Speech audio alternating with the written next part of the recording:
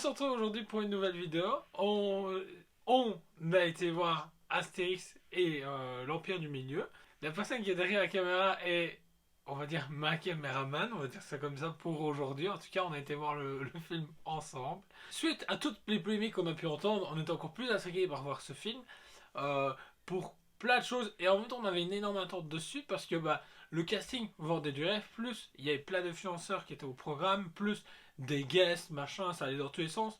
La bande-annonce ne vendait pas spécialement du rêve, mais elle était quand même intrigante, je trouve. Ouais.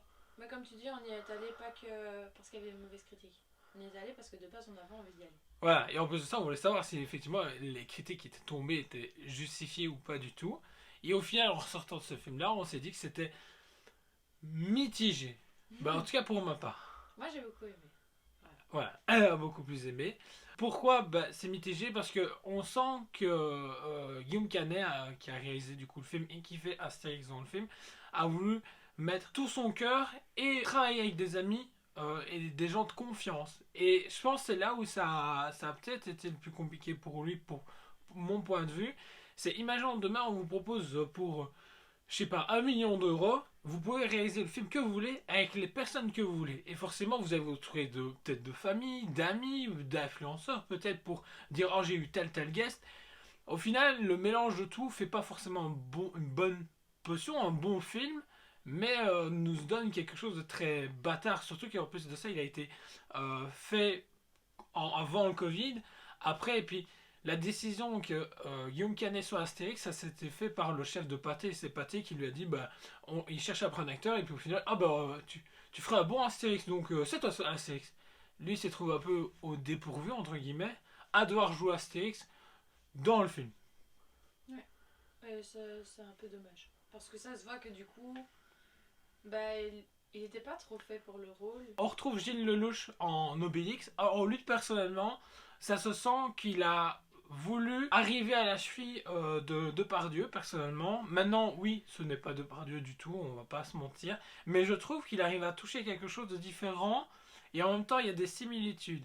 Il y a des gens, j'ai vu des critiques par rapport à ça, que son jeu était merdique, tout ça. Je trouve pas du tout. Il joue très bien le truc, et le personnage d'Obélix est beaucoup mieux mis en avant par rapport à celui d'Astérix, complètement. Je trouve l'histoire où on le suit justement durant tout le film est plus intéressante que tout le reste qu'on a dans le film, personnellement. Parce qu'on découvre une part de lui, et il arrive à quelque chose à la fin du film que je trouve beaucoup plus intéressant. Moi, ça, je suis d'accord. Je trouve personnellement qu'il a voulu beaucoup recopier Depardieu et que c'est peut-être ça qui va lui porter préjudice parce que du coup il sait pas accaparer le rôle. Maintenant franchement je trouve qu'il s'est pas mal débrouillé parce que passer après Depardieu vraiment pas évident et que comparé à beaucoup d'acteurs qu'on a vu dans ce film là franchement c'était vraiment pas mal son jeu, mais ça se voyait que parfois c'était un peu essayer de recopier plutôt que de l'approprier, ça c'est dommage. Oui, parce qu'en plus de ça, il a sonné à Depardieu pour savoir justement savoir ce que lui il lui conseillerait de faire.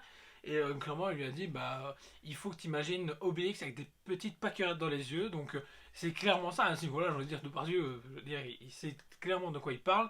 Et du coup, Gilles Lelouch s'est fait ok, je dois faire ça. Pour le reste du casting, personnellement, il n'y a pas grand chose à dire parce qu'il y a du jeu d'acteur qui est très, même voire plus que mauvais. Un enfant de 6 ans peut faire beaucoup mieux, je vais pas mentir. Cléopâtre, moi personnellement j'ai détesté. C'est pire truc ever qu'il y a dans le film pour moi. Le rire que Cotillard a voulu mettre dedans, le surjeu que a justement Cléopâtre, pour moi il me dérange tout le long du film. Heureusement qu'on la voit pas assez souvent dans le film. Sinon je pense que je quittais la salle parce que c'est juste... Je comprends qu'elle a voulu faire quelque chose à elle, mais pour moi ça me convient pas comment elle a voulu le faire. Alors que moi ça me convient parfaitement. J'adore ce qu'a pu faire Monica Bellucci. Vraiment, donc du coup dans celui de Alain Chabat, donc Mission Cléopâtre. Elle était vraiment incroyable, on va pas se mentir. Et en même temps, celle de Marion Cotillard, du coup c'était vraiment rapport choucroute. Et c'est ça qui est bien parce que du coup elle a essayé justement de s'accaparer le rôle. Et elle l'a fait comme elle l'imaginait, elle l'a dit, elle l'imaginait totalement hystérique. Enfin pas hystérique mais avec un rire aussi hystérique. Et du coup moi j'ai vraiment bien aimé. Maintenant si j'avais dû moi imaginer Cléopâtre, je l'aurais peut-être pas imaginé comme ça. Vincent Cassel en César, c'est particulier parce que physiquement je trouve qu'il colle parfaitement à ce que la BD propose personnellement, Mais au niveau du jeu, bah, on retrouve pas un César. Je suis César. C'est je suis César. Et je me balade en Asie, dans l'Empire du Milieu, sans réellement raison, je trouve, tout le long du film. Et je trouve ça dommage parce qu'il y avait moyen d'amener un bon César qui détruisait tous les autres personnellement. Parce que c'est quand même pas n'importe qui au niveau acteur, il y avait moyen de faire énormément de choses. Et là, c'est trop. C'est même pas faible, c'est juste rien, malheureusement. Bah, le problème, c'est le rôle qu'ils lui ont créé, parce que c'était un rôle un peu de mec faible, qui voulait reconquérir sa femme et qui attendait de nouvelles Mais d'elle. c'est peut-être ça aussi le problème aussi Ouais, qu'on a tout le film, c'est qu'il y a des. On veut nous rappeler que. On va mettre qu'on est en des problèmes, 2023. problèmes de 2023. Le fait que homosexualité, le fait que l'homme et la femme sont égales, machin. Égaux, merci. Égaux, du coup on se fait. Ok, ça on est au courant, mais pourquoi un film qui se passe X années avant Jésus-Christ ou je sais plus quoi là. Bah, en fait, si t'as peut-être raison. J'ai l'impression. Ouais, Il y a quelque chose qui s'affichera et qui dira quoi quand. Mais la Gaule. Bah ouais, non, c'est t'as raison, de ouf. C'est moi qui suis con.